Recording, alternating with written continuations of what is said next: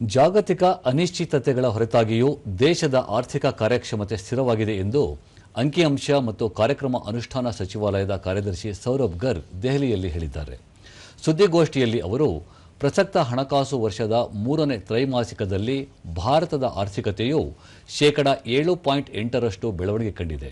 2025-26ರಲ್ಲಿ ನೈಜ ಜಿಡಿಪಿಯಲ್ಲಿನ ಬೆಳವಣಿಗೆ ದರವು 24-25ರಲ್ಲಿ ಶೇಕಡಾ 7.1ಕ್ಕೆ ಹೋಲಿಸಿದರೆ ಶೇಕಡಾ 7.6 ಎಂದು ಅಂದಾಜಿಸಲಾಗಿದೆ ಎಂದರು.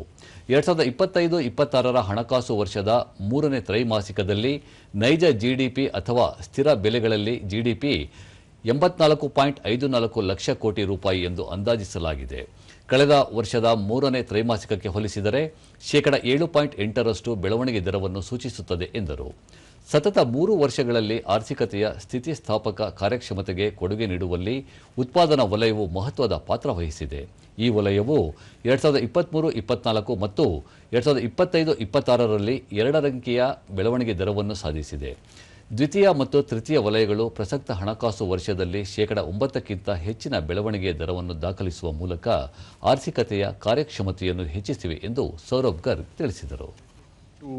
Services, and we may also note that within this sector there have been certain sectors like electricity, gas, apparel, food processing which have actually increased.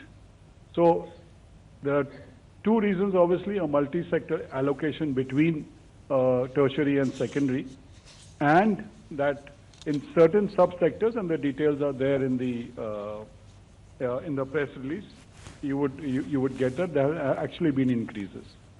And the third is that in the tertiary sector, which captures a lot of the also unincorporated or the informal sector, we have annual surveys available which show that greater granularity of data is available, which is getting reflected.